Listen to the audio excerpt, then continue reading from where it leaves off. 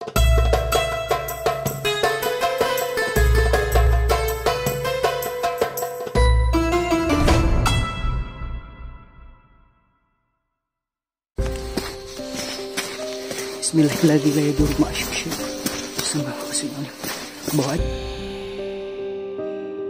Dia jalan cepat, pas saya ngeliat ke belakang gini, lihat pemandangan gitu. Saya lihat ke depan lagi, nggak lama itu teman saya hilang. Teman saya hilang, gitu kan. Di situ saya langsung istighfar gitu kan. Saya panggil gitu, nggak nyaut-nyaut, saya gini-gini, nggak ada headlamp sama sekali, ke bawah nggak ada, tuh sepi. Saya ketemu sama 7 orang rombongan.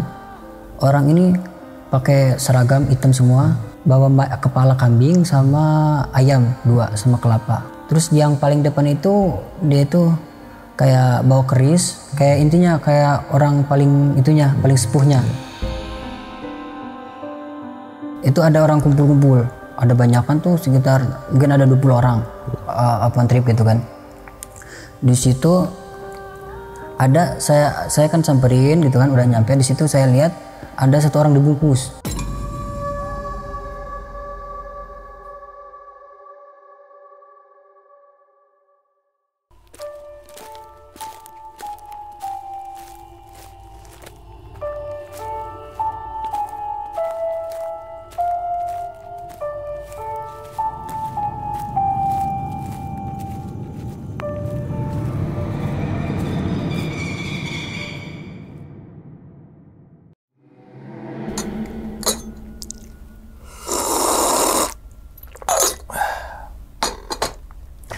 Assalamualaikum warahmatullahi wabarakatuh. Kembali lagi bersama gue Sumar Adi Wijaya atau biasa dipanggil Bang dalam segmen Ngopi Horor. Ya teman-teman semua, pada video kali ini nih atau pada kesempatan kali ini lagi dan lagi gue tidak akan membawakan sebuah cerita dan namun menghadirkan narasumber yang tentunya mempunyai pengalaman mistis ataupun pengalaman horor. Nah di samping gue nih udah ada Bang Abdul. Waduh abang, gimana bang kabarnya bang?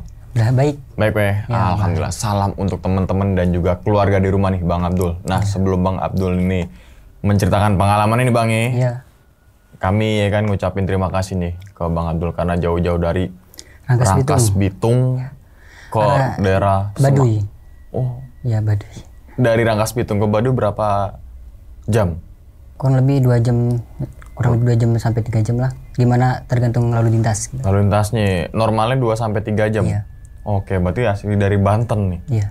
Wah, Banten bro, ya kan. Bang Abdul, pada video kali ini nih, Bang Abdul ini ingin menceritakan pengalamannya saat di mana, Bang?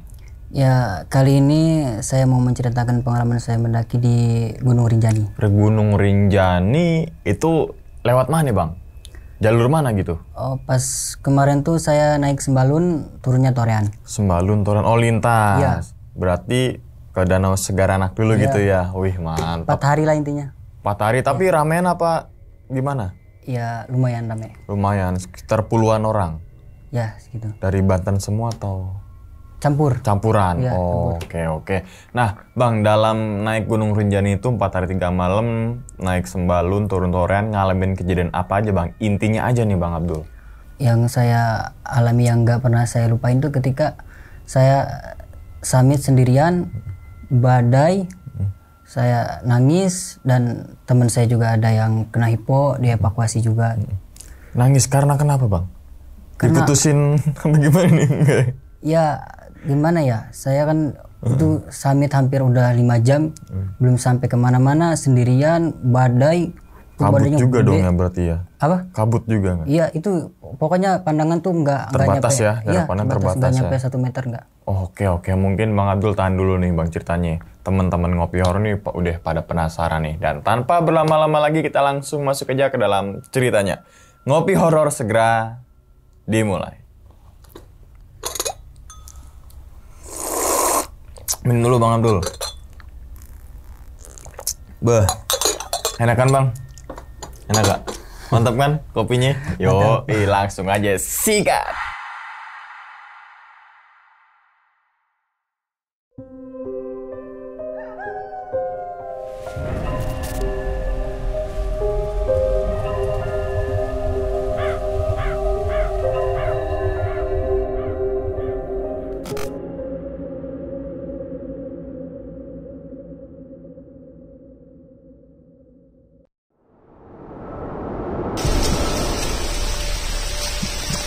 masih turun ke Torean. Di sini gue hujan-hujanan dan di sekitarnya masih di hutan lebat. Gue sendirian ya guys. Kirain tadi orang di depan cepet banget jalannya guys.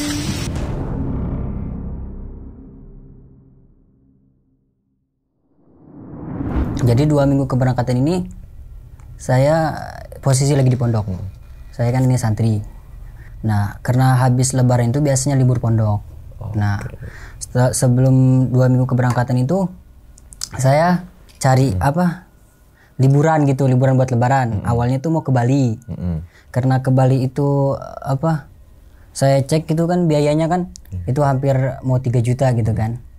Udahlah saya diemin dulu kan. Nah, seminggu keberangkatan saya scroll IG ketemu open trip lah intinya. Saya di situ lihat harganya nggak sampai 3 juta gitu kan ke Rinjani. 1, ya. Nggak, awalnya cuman liburan sih, nggak ke gunung. Oh, nggak gunung. Cuman mau ke Lombok aja gitu. Nggak kalau itu ada Rinjaninya gitu. Udahlah disitulah saya langsung DP gitu kan. Langsung 3 hari keberangkatan saya lunasin. Terus lanjutlah berangkat. Kalau nggak salah saya berangkat habis duhur. Karena 1 hari keberangkatan dari meeting pointnya itu saya 1 hari udah berangkat gitu. Karena jaga-jaga waktunya ketinggalan gitu. Saya berangkat dari Rangkas Bitung naik kereta ke Uki Cawang. Nah, sebelum ke Uki Cawang saya nginepnya di stasiun Manggarai. Nah, di stasiun Manggarai ini saya kan sampai sana kurang lebih maghrib gitu. Saya di situ sholat, selesai sholat ada orang yang nyamperin saya. Saya nggak kenal gitu sama orang itu kan, tiba-tiba nyamperin, mau ke gunung ya mas katanya gitu kan. Iya mas jangan katanya, jangan sekarang soalnya musim hujan katanya gitu. Nanti aja gitu. Kalau saya kan ini udah open trip gitu kan, udah bayar juga kan. Ya udahlah, nggak apa-apa mas, soalnya ini open trip gitu kan. Kalau dibatalin kan sayang duitnya. Di situ udahlah. Di situ saya pindah musola. Saya keluar stasiun, ada satu musola tuh yang pinggir polsek kayak polisi gitu kan. Di situ saya istirahat, sholat isya istirahat, terus saya tidur. Nah, pas saya tidur, saya dimimpiin sama kakek-kakek saya dulu gitu kan. Karena saya kan keturunan Baduy gitu kan, keturunan sana. Jadi saya juga sering mimpiin kakek itu. Jadi kecil itu udah biasa gitu. Itu sering datang gitu kan. Tapi pas kali ini dia itu datangnya kayak marah gitu mukanya. Kamu kemana? Mau ke gunung kata saya. Jangan dulu katanya gitu kan. Udah di rumah aja dulu sekarang mah gitu kan. Habis lebaran itu lebaran 2 hari kan. Jangan musim hujan katanya. Tapi mukanya kayak melotot gitu kan sambil marah-marah. Udahlah di situ saya bangun. Saya langsung packing, saya berangkat ke meeting point. Nah, sampai ke meeting point ini ada kesalahan lagi. Saya lihat ada 1 bis.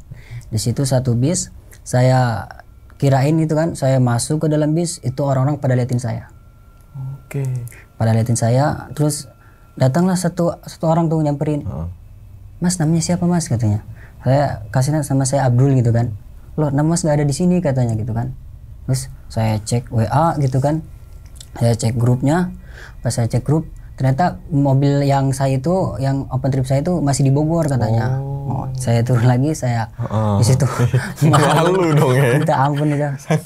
Udah saya cek, sekarang ke CFD aja masuk katanya, akan ada CFD itu. Saya masuk, di situ ada orang Bandung 2, orang Tangerang 1, orang Jakarta, sama orang Tangerang lagi 1 ya, orang Tangerang 2. Nah, di sini kenalan seperti biasa. Udahlah, singkatnya kita berangkat dari Jakarta berangkat sampai Semarang malam, terus nyampe ke Tapang lagi pagi, naik kapal lagi terus sampai Lombok. Udah di Lombok liburan gitu seperti biasa. Akhirnya sampai ke base camp.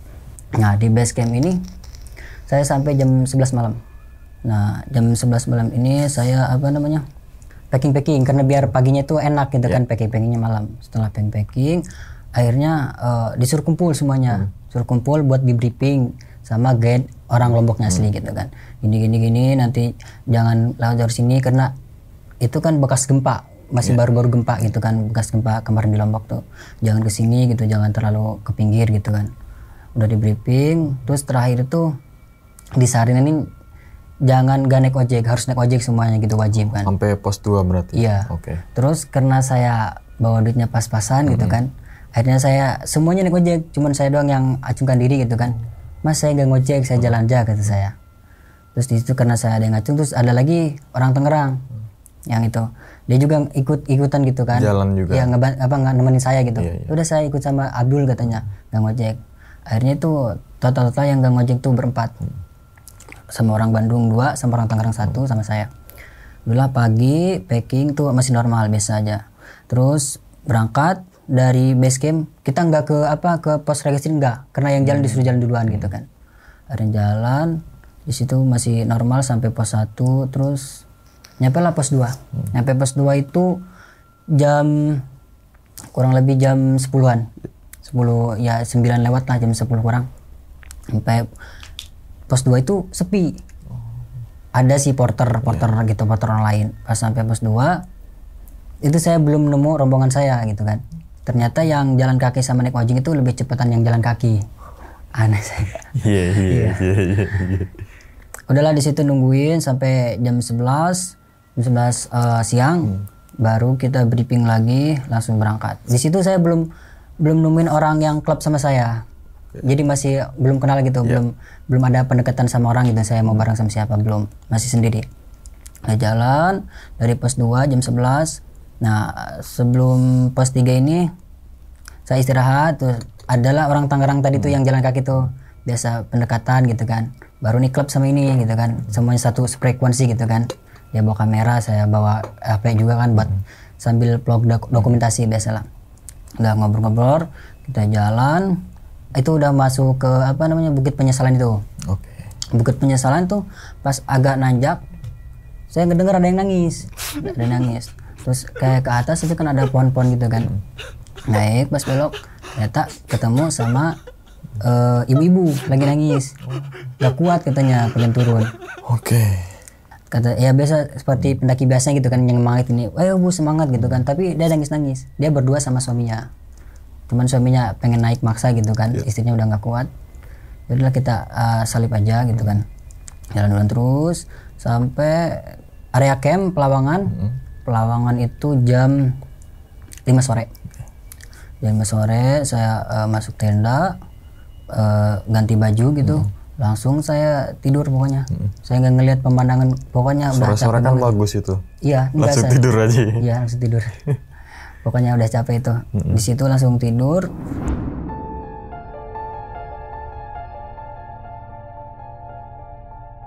Jam 1 dibangunin semuanya. Saya bangun. Nah, karena disuruh samitnya itu di jam 1-an gitu kan. Tapi karena lama-lama akhirnya samitnya itu jam 2. Jam 2. Dalam di sini saya berangkat berdua sama orang Tangerang itu. Ya, karena kalau open trip itu kan yang di depan di belakang gitu kan. Udahlah berangkat, saya berdua dari Pelawangan tuh jam 2. Ya, jalan kurang lebih 20 menit. Saya kebelet kebelet kencing. Ke nama temannya itu Ipal. Pal, tar dulu kata saya, pengen kencing dulu. Saya ke semak-semak, tapi dia tetap di jalur, nggak ngikutin saya kan. Saya agak ke bawah gitu kan, ke semak-semak saya kencing. Nah, pas kencing ini saya ngelihat kakek-kakek yang sering saya impiin. Dia suruh turun lagi. Udah turun aja, kalau nggak di camp aja gitu. Kayak mau ngelindungi gitu, jangan naik katanya. Tapi posisi saat itu kan lagi cerah. Jadi saya tuh antara bingung gitu kan, mau turun apa lanjut, tapi lihat cuaca cerah itu, masih bulan, pemandangan kelihatan kan. Udah saya abaikan, saya istighfar, saya baca sholawat, lanjut. Udah bareng lagi jalan sama teman saya itu. Saya jalan udah lama, kurang lebih 1 jam. Saya kan jalannya lambat kan teman saya itu jalan cepet banget, udah sering tektok segala kemana gitu kan. Dia jalan cepat, pas saya ngeliat ke belakang gini, lihat pemandangan gitu. Saya lihat ke depan lagi, nggak lama itu teman saya hilang. Ces gitu kan. Di situ saya langsung istighfar gitu kan. Saya panggil gitu, nggak nyaut, saya gini-gini, nggak ada headlamp sama sekali, ke bawah nggak ada, tuh sepi. Sampai kan saya ada dokumentasinya, saya bikin video. Ini saya sendiri gitu kan, di belakang nggak ada siapa-siapa, depan nggak ada siapa gitu kan. Saya intinya dokumentasi, semoga saya bisa ketemu lagi sama teman saya. Pas summit itu saya itu karena saya kan pendaki masih awal gitu, masih awam gitu kan, geblek gitu saya saya itu summit nggak bawa makanan, nggak bawa air, nggak bawa air sama sekali. Itu pokoknya jalan aja, dikasih roti 1 bungkus sama pihak open trip tuh, 1 bungkus doang itu benar-benar pokoknya benar-benar pasti diketawain gitu sama pendaki gitu. Summit segitu lamanya gitu nggak bawa apa-apa. Udahlah berangkat, saya sendiri di situ Bismillah, saya nggak bawa headlamp sampai ke center HP. Saya jalan terus, udah lama kurang lebih mungkin setengah jam atau 1 jam kurang lah, sampai di satu jalur tuh pas agak nanjak gini, pas belok ketemu sama gate tengah, gate open trip. Kan kalau open trip tuh ada gate depan, tengah sama belakang, ini yang tengah. Nah sampailah di situ langsung dia kaget kan, loh kamu kok sendiri gitu kan.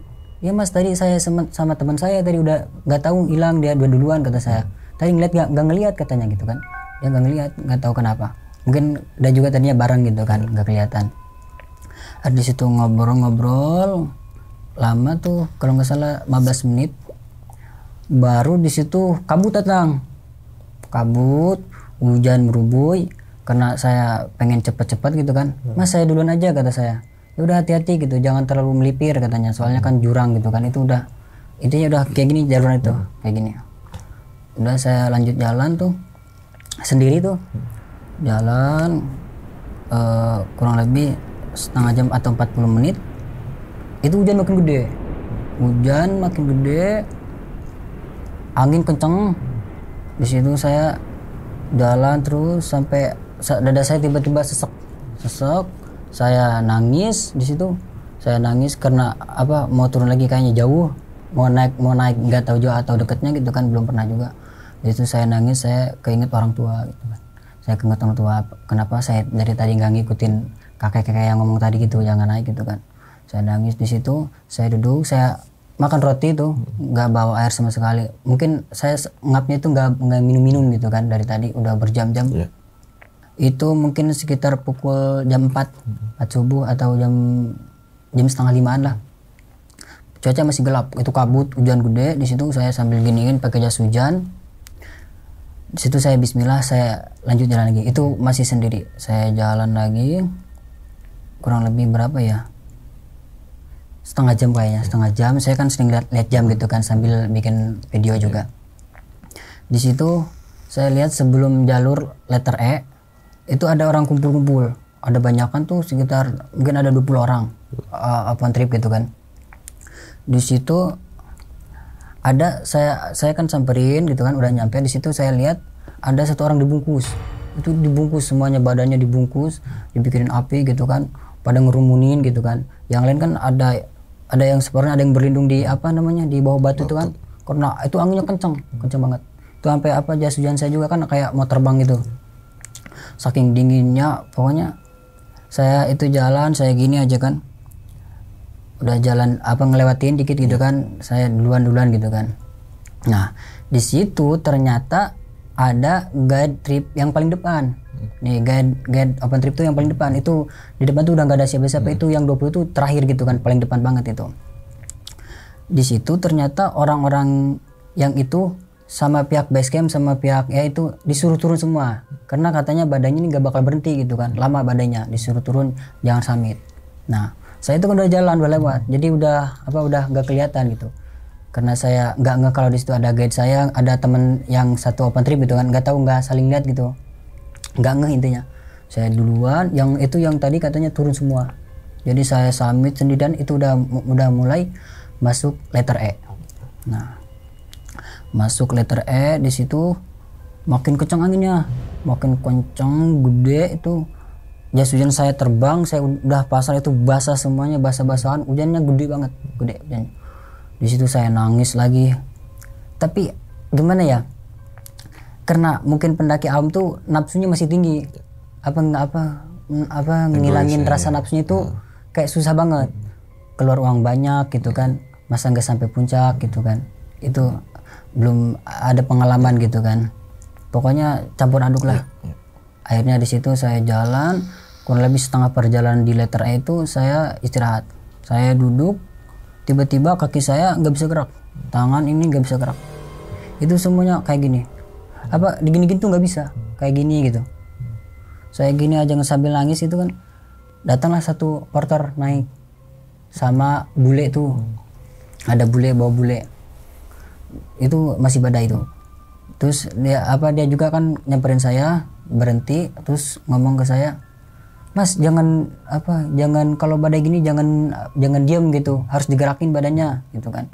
Terus saya gini, nggak bisa Mas, terus digini-gini saya dipijit-pijit gitu kan, biar ini, terus saya dikasih minum juga kan. Katakan saya nanya, Mas ini kira-kira badannya sampai jam berapa? Enggak, katanya jam 10 juga udah berhenti kalau badai kayak gini katanya. Di situ tadinya saya niat mau turun gitu kan, udah nggak kuat kan. Pas di letter itu 6:30 akhirnya saya jalan lagi, pokoknya jam 9 kurang itu sampai di Batu-Batuan. Saya istirahat di Batu-Batu jam 9 kurang di Batu-Batuan karena anginnya kencang, masih kencang itu, masih badainya masih sama dari tadi gitu, dari awal itu nggak berhenti sampai jam setengah 9 kurang. Di situ saya duduk lagi, itu saya udah nggak sama porter tadi, dia udah duluan.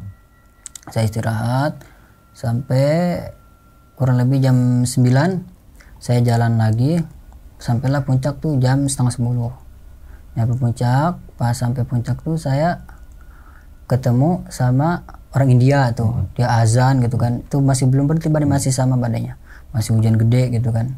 Saya di situ nangis, saya pokoknya antara bahagia antara campur aduk lah. Saya pokoknya bikin dokumentasi gitu kan.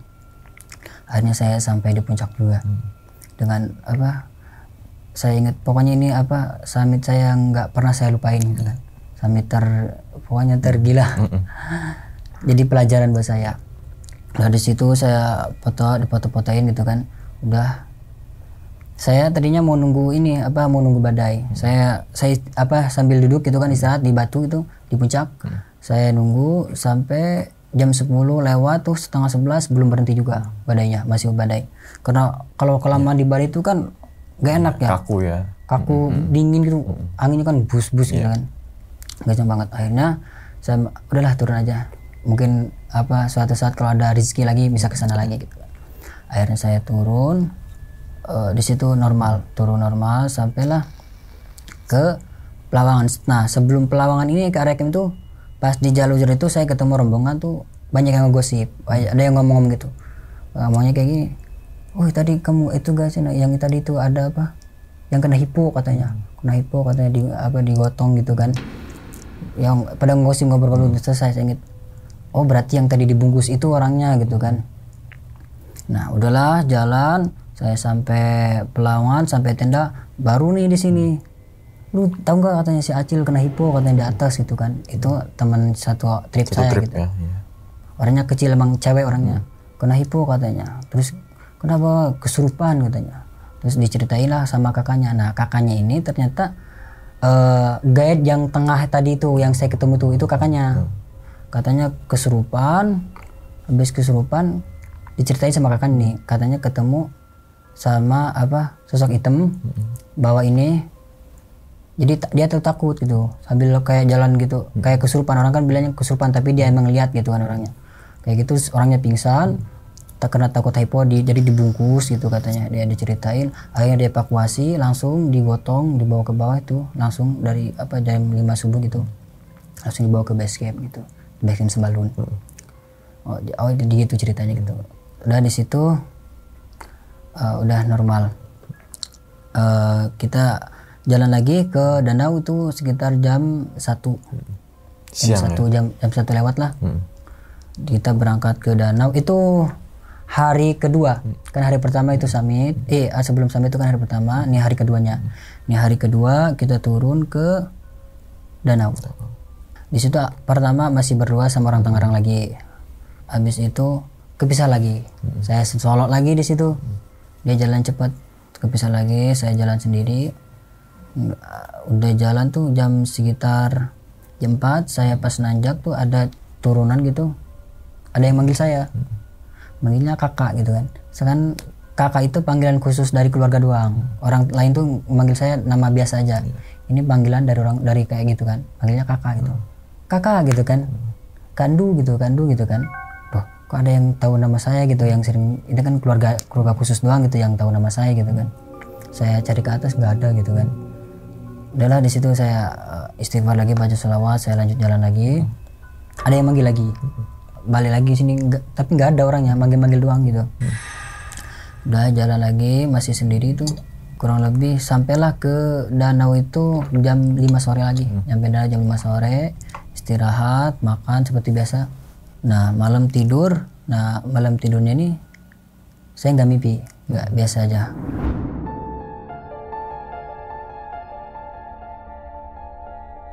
Subuh saya dibangunin sama teman saya, kita mandi, kan di situ ada air panas itu di bawah, air terjun.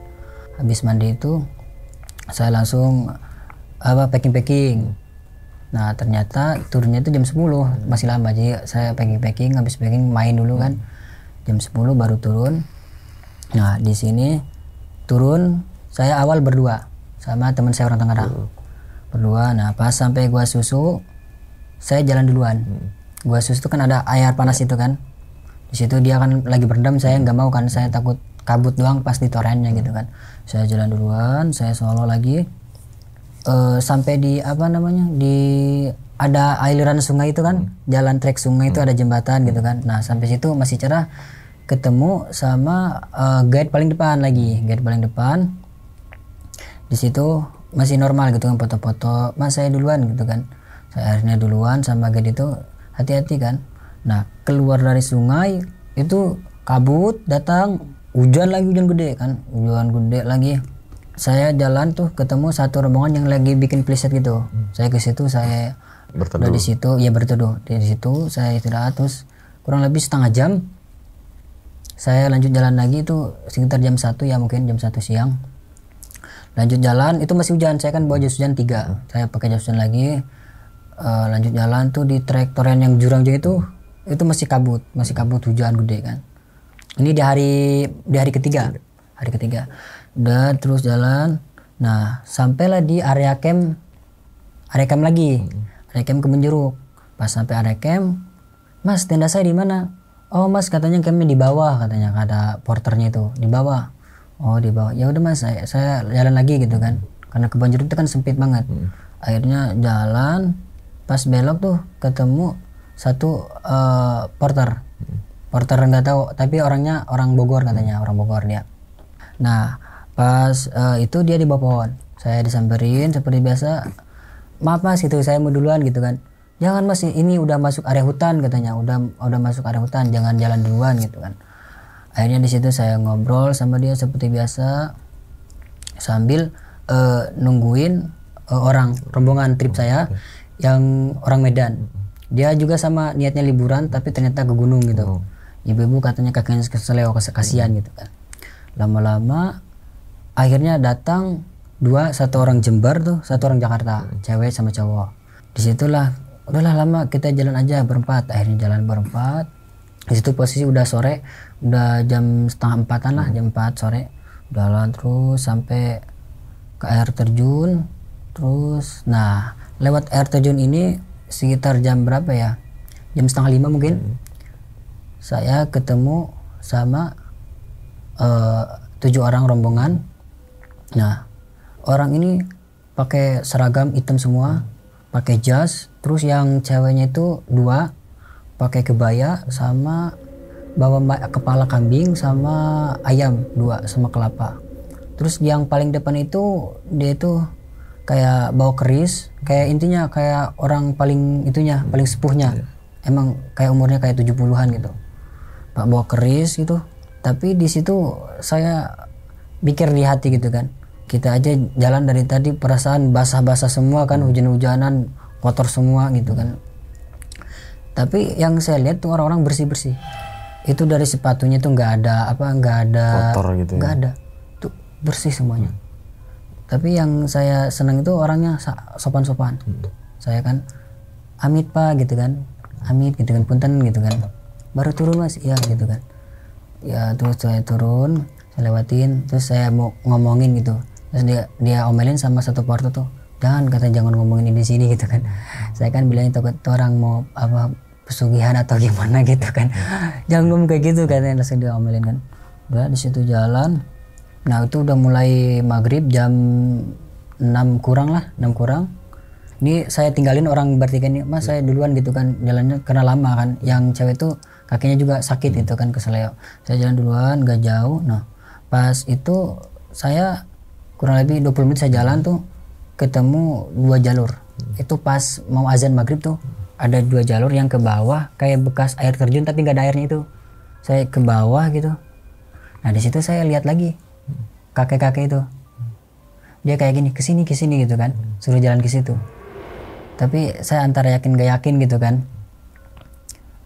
Tapi orangnya sambil melotot gitu. Akhirnya saya liatin kayak gini, saya baca istighfar gitu kan. Kakek-kakek pendaki bukan gitu kan. Udah di situ saya balik lagi, saya lari, saya benar-benar lari, saya parno gitu kan, ketakutan. Nah di situ saya duduk, gak lama datanglah orang Bandung tuh, 1 orang. Dia lari, terus sepatu udah jebol semua. Jalan namanya Rijal kan. Jal, tunggu bareng sama saya gitu kan. Enggak, gua duluan aja gitu sambil lari gitu kan. Dia cepet banget jalan set gitu kan. Ya bodo amat sama saya gitu kan. Nah, di situ saya duduk, nggak lama barulah datang 3 orang lagi. Saya ketemu lagi, ayo bareng lagi gitu kan, bareng lagi. Tapi saya kejar tuh, nggak kejar tuh teman-teman tadi yang 1 orang Bandung tuh. Udah jalan tuh, itu posisi pas udah maghrib lewat. Nggak lama, terus sekitar 1 jam jalan, jam 7 mungkin ya, jam 7 tuh ketemulah 2 porter. Nah di sini barulah kita istirahat, ngobrol-ngobrol sambil kaki kan pada sakit-sakit. Jam 7 malam tuh porter bilang katanya ada rombongan kita yang udah duluan.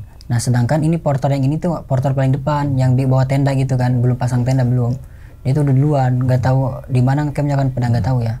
Di situ pada cekcok, kesalahannya saling salahin gitu kan. Akhirnya udahlah langsung jalan. Di sini normal, itu udah malam sih jam 8. Akhirnya nyampe ke ini area Camp Nangka itu jam 10 kurang malam. Sampailah di situ saya istirahat, itu kaki udah nggak bisa jalan, pokoknya udah benar-benar udah 4 hari lah intinya, 3 hari ya, 3 hari mau ke 4 hari. Di situ saya masuk tenda, saya istirahat, saya pakai ini semuanya diperban semua kaki, benar-benar pokoknya gila. Udah di situ saya istirahat, nggak lama tuh sekitar jam 11 atau setengah 12 tuh baru datang tuh rombongan trip kita, baru datang sama yang orang Medan tuh, ibu-ibu tuh.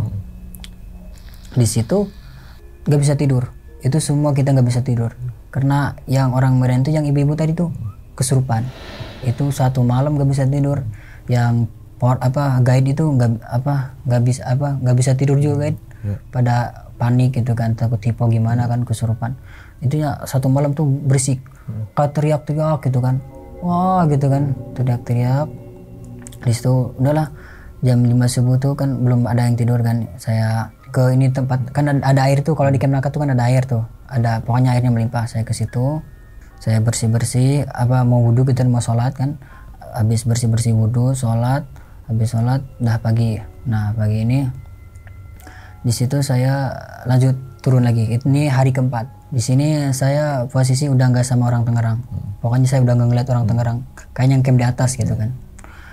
Saya sendiri lanjut, saya paling duluan. Enggak itu itu paling di belakang. Saya udah duluan, udah jalan. Nah jalan sekitar berapa jam ya? Itu dari Camp Nangka tuh kita jalan jam 8 pagi, jam 8. Nah jam 9 tuh masuki hutan. Udah masih hutan itu, hutannya gede-gede kan, udah tebal. Udah sampai hutan tuh.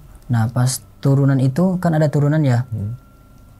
Nah di turunan ini saya ngelihat sosok hitam gede gitu kan, sosok hitam gede di atas batu gitu. Itu kan ada air turunan, terus ada batu sendiri tuh.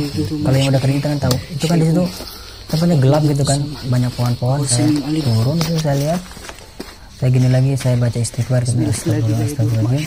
Itu melotot, matanya merah ngeliatin saya. Saya istighfar, saya lanjut lari, saya bikin form, saya bikin dokumentasi kayak gini gitu kan. Kalau gak enaknya solo sendiri, enaknya solo tuh kayak gini guys. Kalau kalian ketemu gitu sesuatu, terus saya jalan, ya kalian harus lari sendiri. Di situ nggak lama, sekitar 20 menit hujan gede. Nah sambil hujan ini kan becok gitu kan, saya lari langsung pakai jas hujan lagi karena saya bawa jas hujan 3 kan, jas hujan lagi.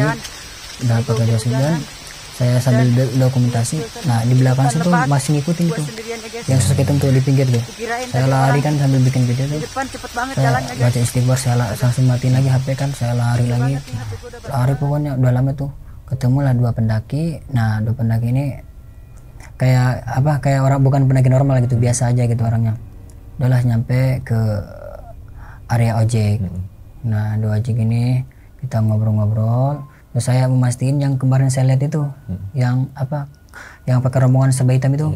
Saya tanyain, katanya orang-orang itu kalau kamu pengen ke Rinjani nggak mau pengen bersih aja, harus ikutin orang itu katanya. Pengen bersih? Iya, jadi nggak kena hujan, nggak kena becok, itu harus ikutin orang itu katanya. Oke. Tapi nggak tahu, tapi katanya tujuannya ya seperti itulah. Udahlah saya turun, saya nggak naik ojek lagi, saya jalan lagi sampailah base camp. Nah di base camp ini barulah cerita-cerita semuanya. Katanya ada yang orang Jakarta tuh pas maghrib, pas di Triptorian, dia sama ada yang manggil katanya, ada yang manggil dari atas gitu kan. Terus nggak lama ngelihat pocong katanya, ada yang ngelihat kunti gitu kan. Pokoknya ya cerita-cerita itu pas kemarin pas semalam gitu kan, sambil bercanda sambil ketawa-ketawa gitu kan, lihat ini gitu. Jadi ya segitulah. Dari situ langsung pulang ke Jakarta atau gimana Mas? Yang rombongan lainnya datang jam berapa di base camp? Di base camp pokoknya semuanya tuh kumpul tuh jam 1 siang. Jam 1 siang, berarti bebersih dulu gitu kan. Tadi cerita-cerita juga. Dari situ langsung balik kanan ke Jakarta. Apa melipir lagi ke wisata lain? Iya. Yang wisata mana tuh? Ini Gili Trawangan. Gili Trawangan. Bermalam apa cuma berkunjung aja? Bermalam. Bermalam juga. Wih, gokil. Gimana sensasi ke Gili Trawangan? Berarti pertama kali kan ke Gili Trawangan. Pasti kan beda nih. Vibes di Rangkas Bitung ya kan, sama di Gili Trawangan nih gitu. Apalagi kan saya dari kecil keseharian kan di pondok ya. Iya, gimana tuh? Baru tahu dunia luar gitu kan. Istighfar mulu dong. Saya nyampe situ, anjir, banyak segitiga gitu. Saya gini, astagfirullahaladzim, saya istighfar. Tapi saya begini ngeliat gini. Emang kebanyakan kan orang-orang luar negeri situ ya Gili Trawangan. Jadi kayak vibe-nya kayak bukan di Indonesia ya. Saya kan benar-benar Bali kan belum pernah itu, masih belum Bali, ke Lombok belum pernah gitu. Jadi pas kelihat pantai yang banyak kayak gitu tuh baru kaget gitu.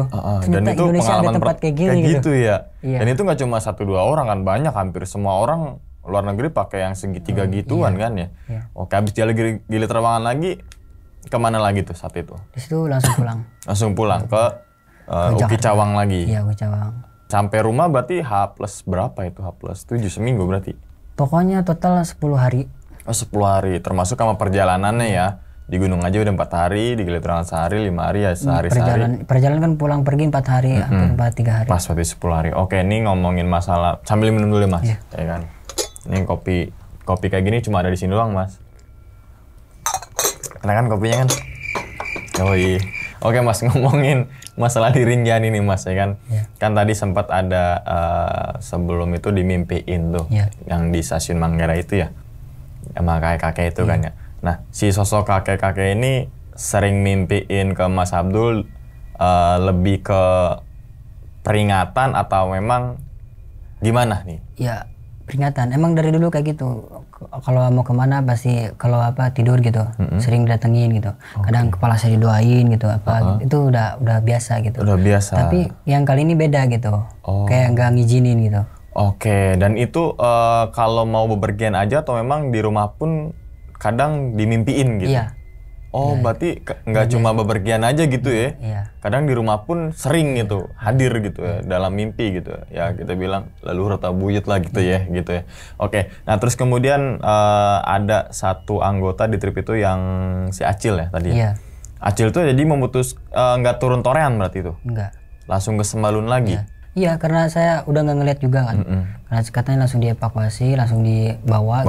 Balik lagi ke Sembalun ya, nggak lanjutin ke arah torean itu ya. Tapi dengar kabarnya sih dia selamat gitu. Selamat ya? Ya emang pas kita turun ke torean tuh kan bisnya nyamperin ke daerah itu. Iya. Dia ada gitu ikut. Oh ada, berarti emang si Acil ini nggak ikut ke torean lagi ya. Oke, dari sekian puluh orang akhirnya sampai punya Rinjani itu berapa orang tuh Mas, selain Mas Abdul aja? Kalau memang selebihnya nggak ke puncak gitu? Iya. Pokoknya dari kan trip saya kurang lebih dari 40 orang. Itu yang di puncak cuma 4 orang. 4 orang? Iya. Dari sekian puluh? Iya.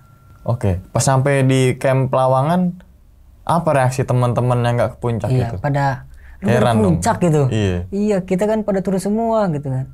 Nah, yang 4 orang ini yang Bandung sama Tangerang itu? Enggak. Atau beda lain nih? Orang Jakarta beda. Oh, beda. Itu yang 4 orang Jakarta, Indramayu. Orang Jakartanya 2. Oke, tapi saat di letter E itu Mas Abdul nggak ngelihat mereka bertiga ya? Enggak. Soalnya tadi dari sendirian kan nih? Iya, sendirian terus. Oke, kenapa di puncak langsung nangis? Terharu. Terharu. Karena udah melewati badai-badai kayak gitu ya. Pun nggak tahu tiba-tiba emosi saya naik tuh saya nangis gitu. Mungkin tapi walaupun semuanya putih gitu kan, tembok putih tapi saya nangis gitu sampai bisa sampai puncak. Berarti foto itu dokumentasi itu ketika di puncak tuh kayak di background warna putih gitu ya. Putih tapi ada plat baterainya. Oh, nggak ada. Saya di video juga ada pelang tiangnya, cuman tulisannya udah ke bawah terbang. Oh, terbang badai gitu. Terbang badai. Berarti di puncak tuh segelintir orang dong, termasuk sama orang India doang itu dong? Iya, cuma ada nggak banyak ya? 8 orang di puncak tuh. Nggak nyampe 10, tadi 4 sama porter sama orang India itu kali ya. Oke, nah Mas, kita nyambung lagi ke bawah saat proses naik ke jalur vegetasi gitu kan sempat ada yang, ini juga pengakuan dari kakaknya si Aci lah bahwasanya kesurupan. Tapi menurut Mas Abdul sendiri beneran kesurupan apa enggak? Menurut pandangan Mas Abdul nih, asumsinya nih, apa memang saat itu ketika sampai, wah ini hipo kali, atau mungkin saat itu bukan rombongan gue kali ini hipo gitu, karena kan udah dibungkus tuh. Iya, emang gak kelihatan mukanya tuh dibungkus semua kan. Pakai apa tuh? Blanket emergency. Emergency blanket semuanya itu ya? Iya, semua dibungkus. Oke. Itu baru pertama kali ngelihat pendaki yang dibungkus sama emergency blanket saat itu. Ini kan pendakian kedua kali saya. Kedua kali. Saat pertamanya di mana tuh? Di Lawu. Di Lawu, tapi nggak ngelihat pendakian dibungkus-bungkus gitu ya? Iya, enggak.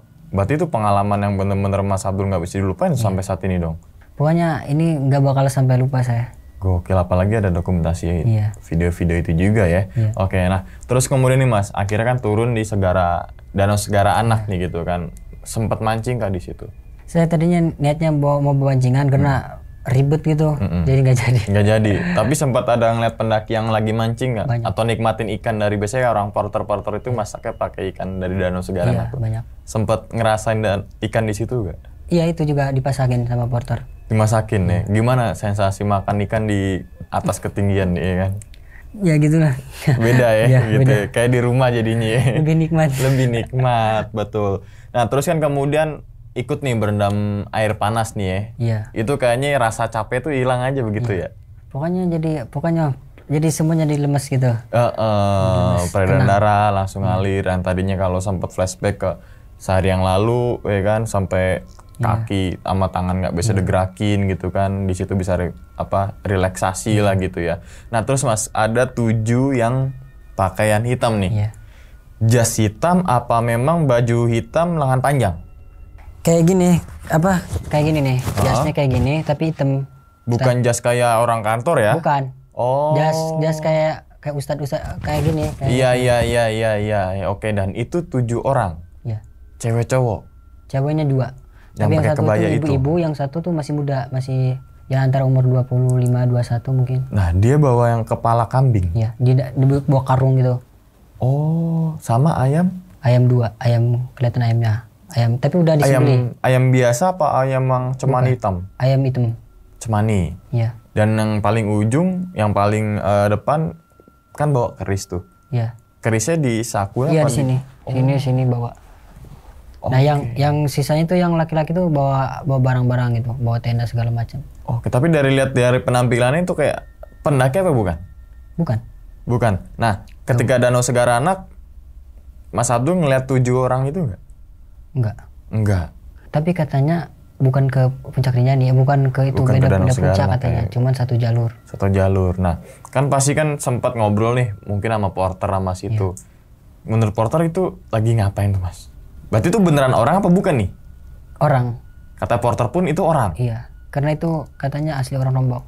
Oke. Itu katanya mau cari berkah gitu. Oh, kayak sedekah bumi kayak gitu kali ya? Ya ingin hidupnya lebih itu Iya, gitu.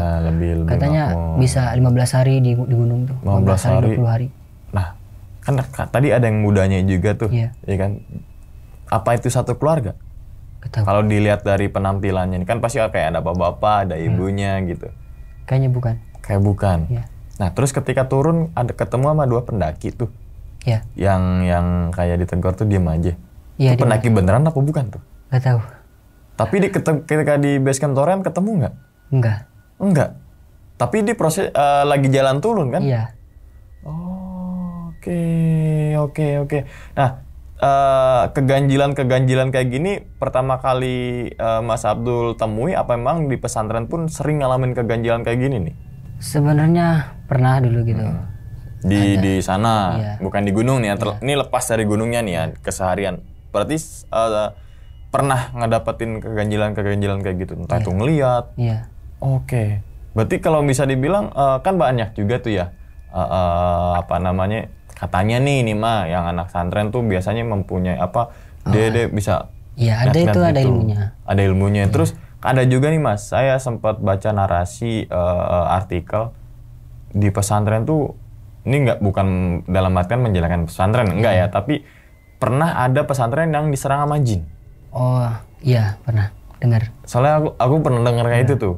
Di pesantren Mas Abdul sendiri gimana? Kalau saya tuh Enggak ya? iya, karena kan bapak saya juga ini ustadz gitu, ngajar.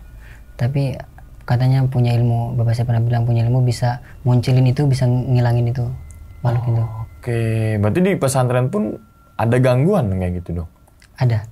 Kalau zaman-zaman dulu tuh sering. Oke, ini gangguannya bukan orang yang apa namanya, yang lagi keamanan, bagian keamanan kan bukan nih? Iya. Kirain bagian keamanan tuh.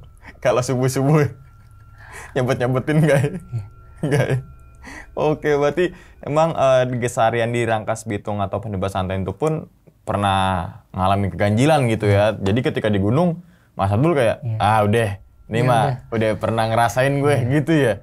Oke, kalau yang sosok hitam itu selain di Gunung Rinjani di Rangkas Bitung sering ngeliat gak? Atau pernah lihat Enggak, gak? itu yang segitu cuman lihat di gunung. Di gunung aja? Iya, pokoknya sebelum itu kan pernah daki gunung juga. Itu pernah lihat juga di gunung. Pernah lihat juga, tapi kalau di Rangkas Bitung belum pernah, dan baru pertama kali ketika kalau naik gunung aja nih yang sosok hitam itu. Oke. Nah, Mas, satu kata untuk Gunung Rinjani Mas, atau berapa kata lah, terserah. Rinjani itu menurut saya indah. Tapi kekurangannya itu banyak sampahnya. Banyak sampahnya di area Pelawangan apa danaunya nih? Tiap trek terus di danau sama banyak apa bangkai-bangkai ikan itu. Jadi itu kurang berkesan tuh, kayak beda dengan di apa gitu. Ya jorok lah ya, kesannya gue jorok lah ya. Karena kan kebersihan Gak nyaman dari jadinya iman kita ya. mau renang juga kan gak nyaman. Iya. Jadi intinya buat semua orang yang bekerja nih harap dijaga apa etika pendakinya gitu kan. Gunung itu bukan tempat sampah. Ya itu dia. Terus Rinjani juga kan hutannya dapet ya, sabarannya dapet. Itu paling lengkap treknya. Betul. Naik turun gunungnya ada. Kerikil-kerikilnya ada. Pasirnya gitu, ada. Yang pasir ada ketika turun gunung ke pantai Gili Trawangan. Jadi gunungnya dapat, Liburnya dapat. liburannya juga dapat gitu kan. Oke, tapi sempat berkunjung ke desa wisata itu ke desa Sade itu. Itu sebelum pendakian. Sebelum pendakian. Berarti ketika sampai berangkat dari sini langsung ke area wisata-wisata, baru bermalam di Sembalun, naik Rinjani, turun Gili Trawangan, dari Gili Trawangan balik langsung ke Jakarta gitu ya. Oke, tapi dalam rangka mungkin berapa tahun lagi atau berapa entah bulan lagi ada keinginan lagi gak terpanggil untuk ke Rinjani lagi? Karena kan Lombok ini merupakan destinasi wisata yang sangat internasional, internasional. Ada gak? Ada. Ini rencana sekarang tuh mau backpacker ke Rinjani bulan Juni. Bulan Juni. Ya. Ke Rinjani lagi atau memang explore Lombok aja nih? Ke Rinjani. Rinjani Soalnya lagi. kemarin tuh kurang apa, mau nuntasin pengen cerah gitu. Oh iya, karena tadi sempat Iya. apa namanya badai dan kabut itu ya. Oke, itu pengen sendirian. Sama temen. Tapi nggak ikut open trip gitu ya. Lewat darat atau lewat Iya, darat. air nyelam. Darat ya. Maksudnya naik bis gitu ya, backpacker mencelak-mencelok gitu ya. Dan emang tujuannya cuma Rinjani aja. Iya. Coba ingin explore yang lain tuh Mas. Lombok itu banyak destinasi wisata, air terjunnya juga oke Iya, kalau gitu. backpacker enak. Enak, Kalau open betul. trip kan di ini. Diatur waktunya ya. Kalau backpacker bebas. Bebas, betul. Oke. Mas, sebelum ditutup nih Mas videonya, mungkin Mas Abdul punya pesan gini Mas untuk teman-teman semua yang suka naik gunung nih Mas, silakan Mas. buat orang yang suka naik gunung, menurut saya kalian jaga etika, jangan sembarangan ngomong gitu.